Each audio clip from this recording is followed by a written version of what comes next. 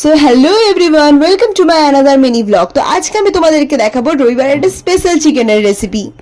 আর আমাদের এখানে অনেকক্ষণ ধরে বৃষ্টি হওয়ার পর ফাইনালি বৃষ্টিটা থেমেছে, কিন্তু ওয়েদারটা না দারুণ আছে, এতে মাংস খাওয়ার মজাই আলাদা। তারপর এখানে মাংসর আলুগুলো প্রথমে একটু ভালো করে ভেজে নিচ্ছিলাম।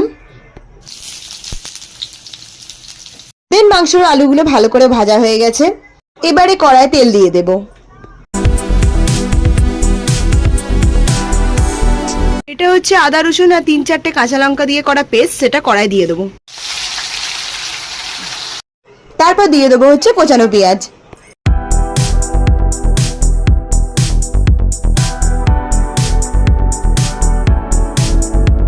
এখানে মশলাগুলো ভালো করে কষে নেব।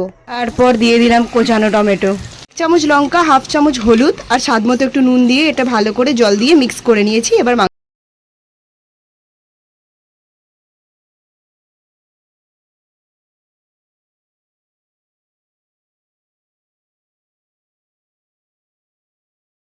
মাংসের সাথে মাখিয়ে নেব। মাংসটা ভালো করে কষে নিতে হবে। এবার তেল ছেড়ে দিয়েছে, সেদ্ধ করা আলুতে মাংসটা দিয়ে একটু জল দেব, দিয়ে একটু সেদ্ধ করার জন্য বসিয়ে দেব।